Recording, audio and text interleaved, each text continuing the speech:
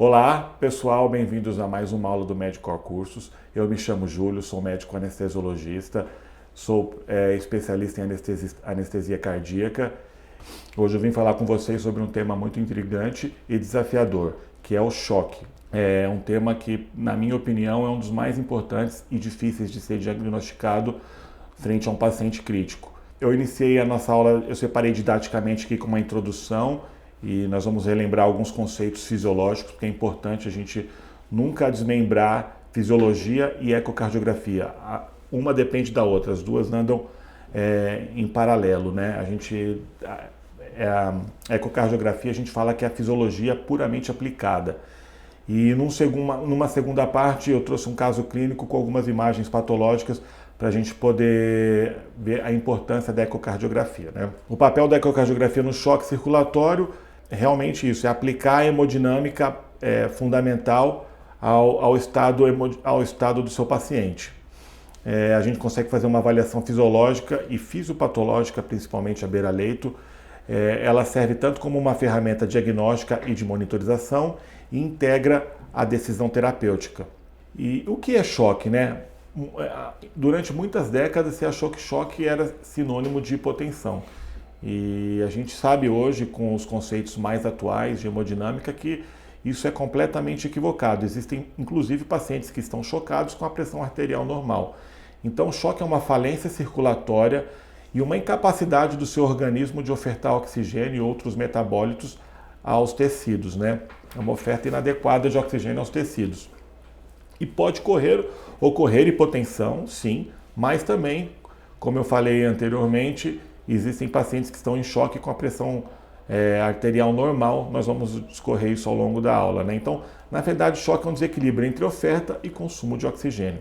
E essa oferta de oxigênio é dependente de praticamente 4 variáveis, que é a frequência cardíaca, contratilidade, pré-carga e pós-carga. E todas essas a gente consegue avaliar muito bem com a ecocardiografia, né? Principalmente a pré-carga, a pós-carga e a contratilidade, tendo em vista que a frequência cardíaca, qualquer monitor multiparamétrico nos dá essa informação. A ecocardiografia hoje é o 5º pilar da avaliação clínica, né? Já muito bem discutido a inspeção, a palpação, a ausculta e percussão, e a ecocardiografia não veio tirar o papel de nenhuma dessas análises clínicas. A anamnese é fundamental, o exame físico é fundamental, a história do seu paciente é sempre decisivo. E a ecocardiografia é só mais um pilar, mais uma ferramenta que está aqui para poder nos guiar da melhor maneira possível, atingindo o nosso objetivo, que é recuperação total do nosso paciente. Limitações da avaliação clínica, né? Então a gente sabe que a pressão arterial não reflete o fluxo, né? Na maioria das vezes. O lactato é um marcador tardio. Diurese muitas vezes é inespecífica, o paciente pode estar oligúrico por conta de medicações, enfim. Então o exame físico isolado tem muitas falhas. E onde a ecocardiografia entra nesse contexto, né? Ela consegue nos dar uma análise direta da bomba cardíaca, a gente consegue estimar o débito cardíaco de maneira bem precisa, identificamos causas obstrutivas de choque, que muitas vezes é negligenciado. Então aqui fica a primeira grande mensagem dessa aula. Sempre que você estiver frente a um paciente em choque, em desóxia celular, e esse paciente não melhora com a terapêutica usual, desconfie de alguma causa obstrutiva. Seja ela a embolia pulmonar, o tamponamento, e assim a gente vai ver alguns casos desses mais à frente na parte clínica.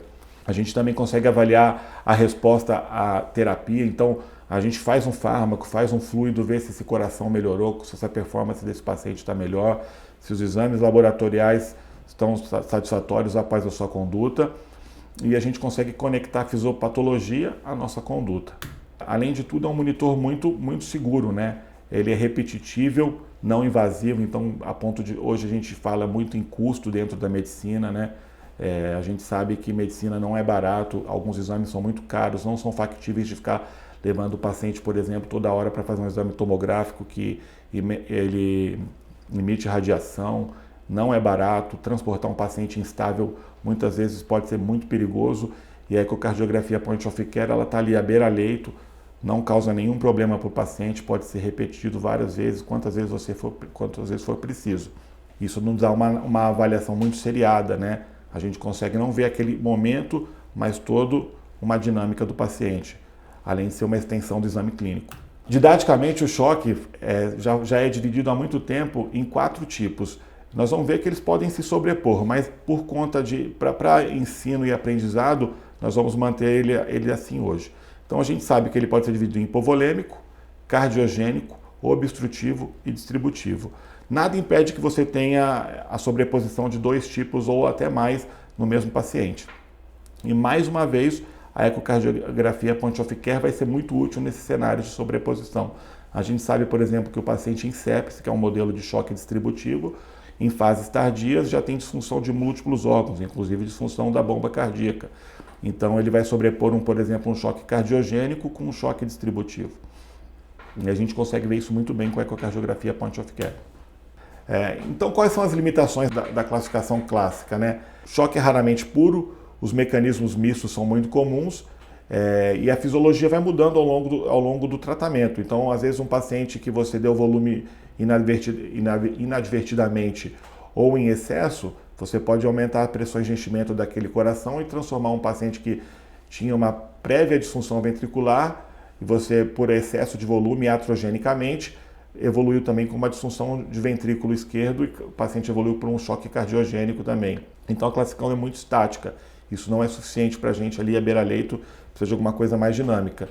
Então é mais fácil a gente pontuar isso através da ecocardiografia. Quais são as perguntas-chave no eco? Existem várias estratégias para a gente guiar nosso exame, né? Nós vamos ver que existem vários protocolos, o FATE, o FOCUS, o POCUS, enfim. O importante é que você crie o seu, você faça a sua rotina, não deixando de responder algumas perguntas básicas, né?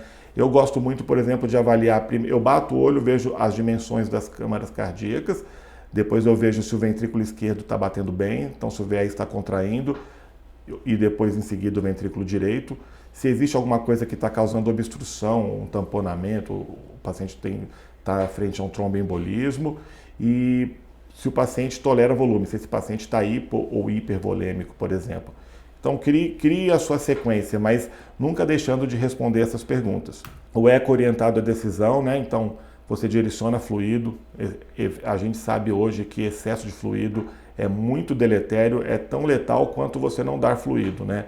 A diferença entre veneno e medicação é simplesmente a dose. Então, a gente sabe que aqueles pacientes que você abre a cachoeira lá, passa 2, 3 mil de volume, esses pacientes podem evoluir tão mal quanto se você não fizesse volume nenhum.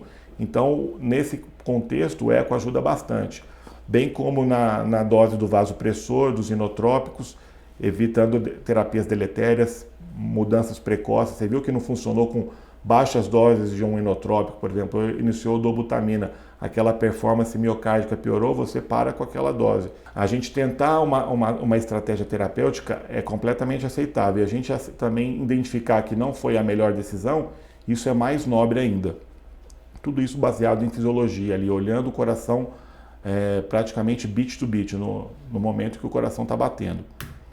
Pessoal, então assim, são muitas informações que a gente tem que tentar trazer o máximo de informações para vocês, porque a gente sabe que o aluno Medicor é diferenciado e tem um nível de exigência mais alto.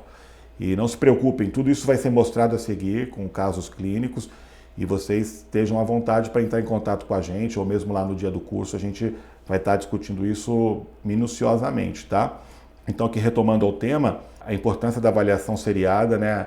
A gente vai fazer a avaliação antes da intervenção, após a intervenção, e nós vamos conduzir a nossa intervenção pela resposta do paciente. Então uma monitorização dinâmica, diferente da maioria dos monitores hoje que nos dão uma monitorização estática. E quais são as janelas ecocardiográficas essenciais? Vocês já tiveram essa aula no módulo anterior, eu só vou ilustrar aqui rapidamente as 4 janelas básicas que a gente usa para poder fazer a avaliação ecocardiográfica.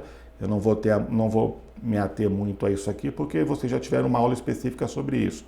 Mas é sempre bom recordar, porque isso aqui, na verdade, é a alma da ecocardiografia point of care. Dominar essas 4, 5 janelinhas aqui é praticamente estar dominando a avaliação point of care.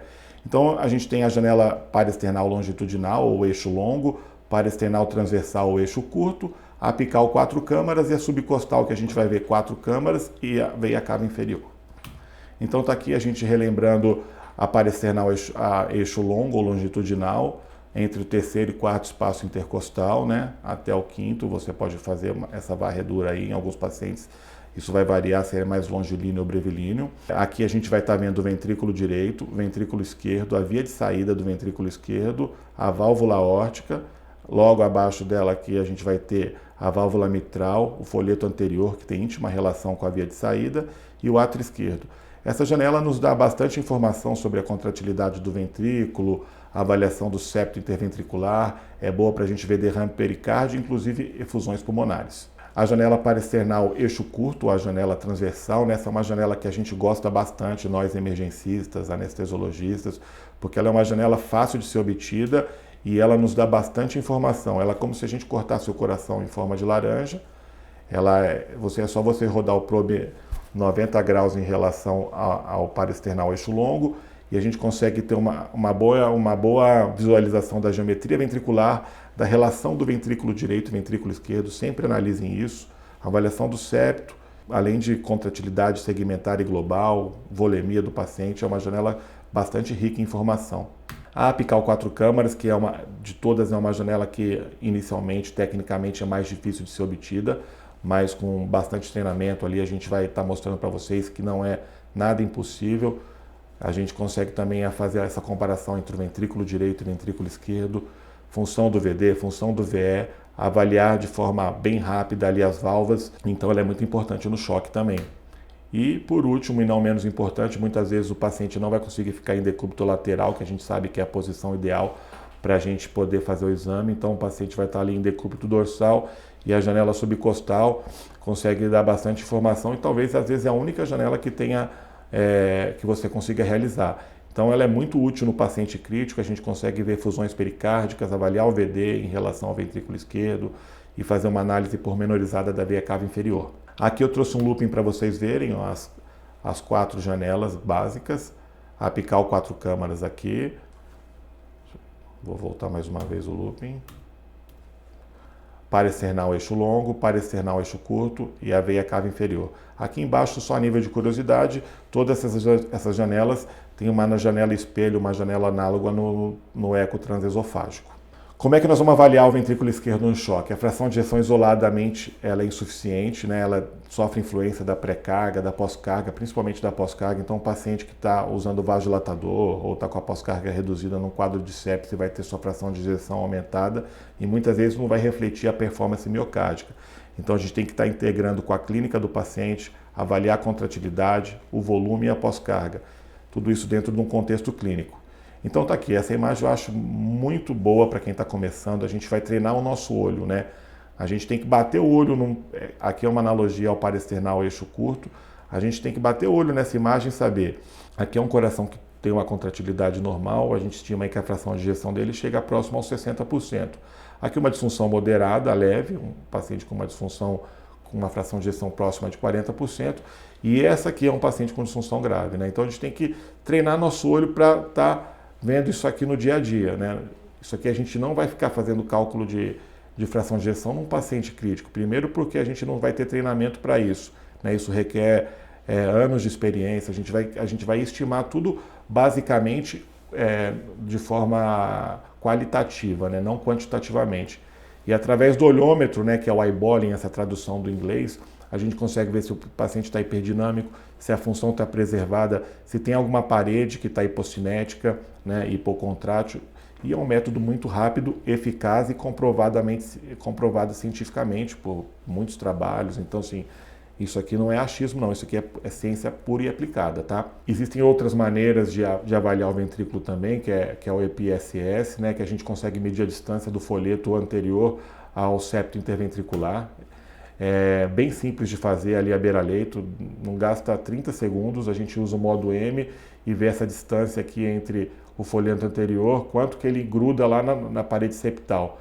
Normalmente existe um valor de corte aí quando fica menor que 1 centímetro, normalmente a função ventricular desse paciente é dentro da normalidade. E tem algumas armadilhas aí na hora que a gente for avaliar o ventrículo esquerdo, né? Taquicardia, paciente com a pós-carga elevada, então assim, o paciente que está usando doses altas de vasopressina, de noradrenalina, pode influenciar. A ventilação mecânica, lembrar sempre que existe aquela interação entre o coração e o pulmão. Então a gente vai ter que ter uma interpretação cautelosa nesses pacientes. O VD, a gente não pode esquecer, o VD é um órgão muito, muito interessante, né? A gente consegue, a gente vive sem ele e pode morrer por causa dele, né? Frequentemente ele é negligenciado, ele limita o débito cardíaco, ele é muito sensível à pós-carga, então algumas patologias que aumentem a pós-carga do ventrículo direito no âmbito da emergência, principalmente o tromboembolismo pulmonar, pode causar um colapso cardiovascular muito rápido e o paciente evoluir de maneira desfavorável rapidamente. Então é fundamental que a gente avalie o VD no choque também. E a relação do ventrículo direito e ventrículo esquerdo, que eu tenho repetido muitas vezes aqui, porque é fundamental. Começou o seu exame POCUS lá, correlacione o ventrículo esquerdo com o ventrículo direito. O TAPS, então, é uma maneira semi-quantitativa aí da gente avaliar o VD, também muito simples de fazer. A gente vai usar o modo M no folheto lateral aqui da válvula tricúspide e só vai medir essa distância da base à ponta dessa curva que vai formar aqui.